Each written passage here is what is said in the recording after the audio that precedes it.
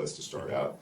Are you hopeful that those guys are going to be back in good enough time to get started? Yeah, I hope so. I mean, again, we try to avoid the time frame and predicting all that because there's such a difference between one player's body and another. But I know all those guys are working really hard, extremely hard, doing everything they can to get back out there on the field as soon as possible. And if you start training camp with 90 guys out there on the field, you're lucky. So whatever number it is, 86, 87 that we're going to have out there, I think that's, we're doing pretty good. And like I said, the guys that aren't out there, they'll be doing everything they can to get out there as soon as possible. So many training camps now, is it second nature, everything coming together? You're just so used to it, or now as your head coach, is there a different pressure? You're feeling nerves to make sure you're really maximizing your practice time and schedule and all that? Yeah, I think there's definitely some different feelings. I think the overall concept of training camp is something that you're used to if you've done it enough. But I just think the anxiety you feel is a good thing, because you want to do right, in your position, your job. And we've had, some meetings and, those kind of things. And each day at this point in time is a little different, because the schedule and the reporting dates and the league rules and the time, we're managing the times and those kind of things. So logistically want to get those things right. But, I feel like I've gone through a few of these and just really trying to enjoy the process as being a head coach at this point, and got a lot of great people here that are, on top of all the things they need to be on top of. And, as I've said before, just trying to do the right thing in my role and be a good leader for our team. Players were asked yesterday about expectations, and they talked about that. Some said they don't think about them, some said they do. As a coach, do you embrace them? Do you talk about them? Or in your room, do you think that you have the leadership that will handle any that come about your way? I think the only expectation we have is that we're going to go out there and work extremely hard to try to be the best team we can be each day and improve. And at this point in time, during the course of this season, we're in a complete foundational building type phase. We're not worried about thinking about opponents and games and strategies and those kind of things. This is about fundamentals and techniques and conditioning and communication and learning each other and knowing how to work with different groups of your teammates. And there's so many things we have to do between now and when we're going to play, even play the first preseason game, And so our expectation is we're going to have a great day today. I mean, that's really as simple as we can make it. That's my expectation as a coach, and I think the team has done a great job of adopting that mindset because it's the only thing we can control. Josh, between Jonathan Hankins and Bilal Nichols, those are a couple guys that were figuring to be in the mix for starting roles at defensive tackle. How do you feel about the group just overall without those two for however long they're out? Yeah, I mean, hopefully that at some point here they'll be back, but feel good about the guys we've added. We have a great deal of competition that's about to play out here in the next 6 weeks at a lot of spots on our roster, and that's a healthy thing. We tried to build the roster as best we could to this point with that in mind. We feel like that's the best way for players to improve and get better. I feel like that's a way for our team to improve and get better, is that they're competing not only with guys on the other side of the ball, but they're also competing with the guys in their own individual meeting room. I think it makes everybody better. And so excited to see that whole group kind of take form. But like I said, I think we have a lot of spots on our team where that's definitively the case, and we're going to give everybody opportunities, and whatever, they do with those opportunities, that will dictate, how we end up, making decisions ultimately. Coach, 2 weeks from tonight, Hall of Fame game in Canton. You're a Canton kid, so you get to go home for your first Raider game. Cliff Branch going in, Richard Seymour. I know two guys you probably knew Cliff, but I know you know Richard very well. How exciting is that? And also, from a player personnel standpoint, you got that extra preseason game. You have a lot of new guys. You got to find that chemistry and cohesiveness. Mm-hmm. How much time do these guys start getting in these preseason games? Because I know nowadays you got to protect your guys, and you don't want anybody to get hurt. Yeah, I'll start with the last part. I mean, we're going to try to do what we think we need to do at that point each week. Make the right decision for the team, but we haven't made any big decisions about, playing, not playing, how much, not, how little. I think some of the things we're going to see in practice in the next 2 weeks will certainly help dictate, how we feel about, organizing each part of the preseason. And each game's important. It's a great opportunity for us to make progress as a team, to evaluate our players against different competition and different schemes, different players. So we're looking forward to having an opportunity to do that. And, for me, I know we say it's an extra game. It's, there's only a couple of years here that we've been doing the 3, so for me, it's almost normal that we have 4. And so just looking back at some of our notes in the past about how we've used the 4 preseason games, will probably dictate a little bit more of what we do this year. And I really feel like this is a great opportunity for our organization, certainly to highlight 2 of the Raider greats that did a lot for our team, a lot for our organization, and I know there's a lot of people that are really excited to see Richard and Cliff, be inducted into the Pro Football Hall of Fame. And for me personally, that's another story for maybe another day, but great to go back home. I've never been able to participate in the Hall of Fame game. This is 22 years for me, and there was a time where I was supposed to play in it in 2011, and that was the lockout year. So I'm looking forward to having an opportunity to go back home and take the team to the Hall of Fame. Interestingly enough, a lot of our players and coaches have never been there. So it's a pretty cool fraternity. When you get an opportunity to go through there, it's humbling to see all the history and the tradition, and you're a part of it. And so our team will be eager to do that. Looking forward to all that's going to come with that, but certainly the most important part of that trip will be what we can do on the field and how we can improve as a football team. Coach, in the past couple of days, you hired or you signed a couple of players that played in the USFL, including a receiver that you actually previously coached with the Patriots on the practice squad. How useful do you think it is to just kind of have this league to give you guys more scouting tape to kind of add to this team, the mold?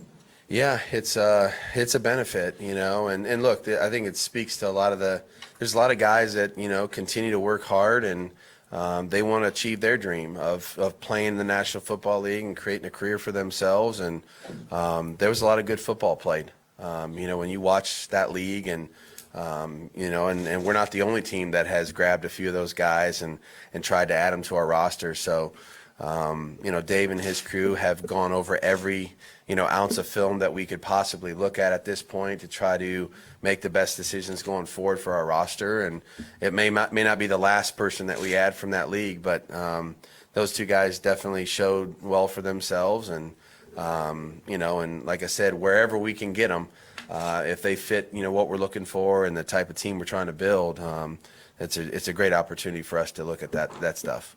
Josh, based on what you guys did, mini camps and OTAs, what's just kind of be the rollout? Is it a reinstall? Are you going to refresh some of the stuff you did, or are you going to build upon that in the first few days of camp? Yeah, it's kind of we're going to go back through a lot of the things that we did. You'll see today, there's not going to be a lot of competitive portions of this practice where the offense and the defense are going to go against each other. That's just our choice. We're going to kind of go back through and really focus on some of the teaching on each side of the ball.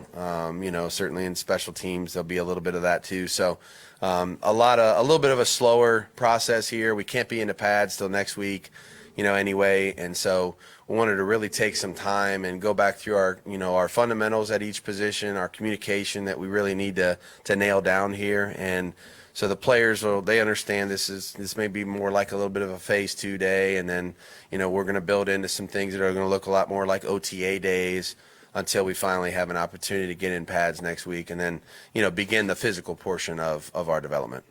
Starting a week earlier, kind of help that build that runway. Yeah, I mean you're trying to.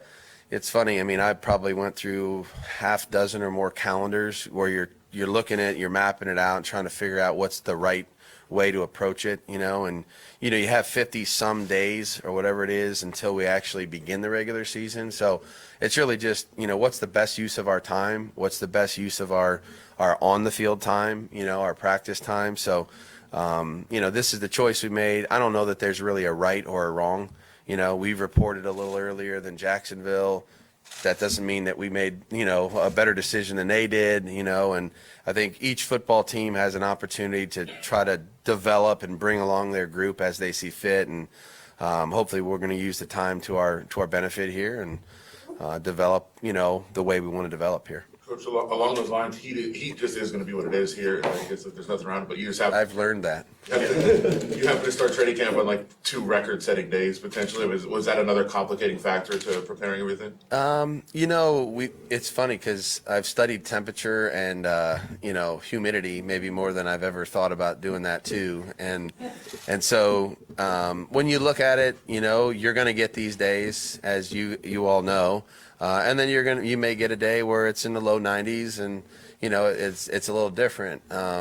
I think practicing in the morning is the right thing to do, certainly for our team. And we've set it up or tried to set it up the right way. I mean, hopefully it's the right decision to make. But if we need to move the mornings back because we have to have morning meetings following a day off, then we're going to go inside. And that's just, we've told the players, that's just so that if we have to move the day back, we're not trying to get out there and 1:15 as much as we can prevent it. So we're going to start early, try to get our work in.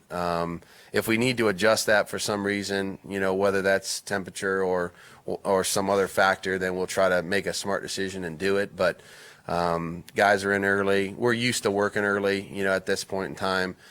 So we'll start with that, and hopefully we do a good job of hydrating.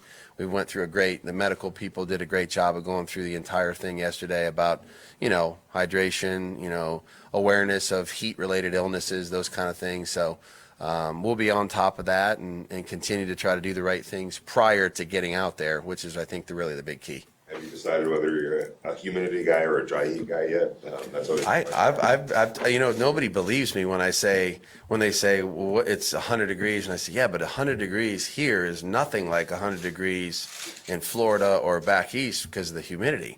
Yeah. So it's 100. I walked out of the office last night and it was 99 or whatever it was, but it felt like it felt great, because there really wasn't that humidity factor. So I don't sweat much out here. It's funny, so I like that part.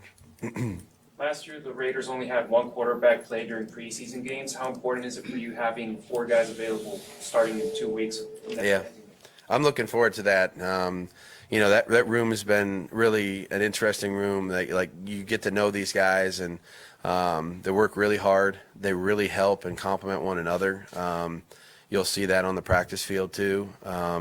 And so eager to see that part play out. It's obviously, as important a position as we have. And, he says, well, Derek's your starting. Well, anybody behind the starting quarterback is the most important guy on the team, after one injury. So it's an important position for every team in our league. And it's really, we're going to see that play out in practice, and then we're going to see it play out in preseason games. And, our focus with that position is just going to be developing those guys, and trying to bring them along and get them the opportunities that they need to improve.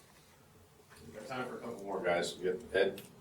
Just because we're going to talk to him later real quick, Duran, the experience he brings, you know him well. Yep. What do you expect that he can do for that? Yeah. Duran, first of all, Duran's a good player, and so, he's played, at a high level for a long time, been a very dependable guy, does a tremendous job of preparing his body. And if you watch him go about his business, that would, if I was a young player, I would really take note of the things he does, whether it's in the cold tubs or, pre-practice or post-practice or extra meeting times, or the things he does to prepare himself to have a great day of work. Those rub off on everybody. He's a good communicator. He's smart. He loves football, and he's a great teammate, and he's very unselfish. So, blessed that he's here with us. Looking forward to another season together. Got time for one more. Anybody? Go ahead, Leo.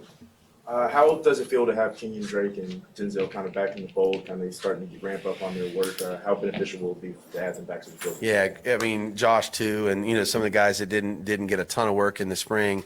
It's always, as a coach, when you hear and you finally get that final go ahead from the training staff, like they're cleared, they're good to go, they're ready to go.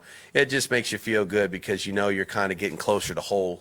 And those guys obviously have done a lot, in this league, done a lot for this organization, and eager to work with them. As a coach who hasn't coached them before, there's always that, level of unknown of, how are these going to look? How's this going to look when he does it? So eager to start seeing them do just some of the basic things we did in the spring, and then bring them along. But they both had a great attitude. They've worked extremely hard to put themselves, in this position to come back and contribute. So excited about, seeing what they're going to do. Great, thank you, everyone. Thank you.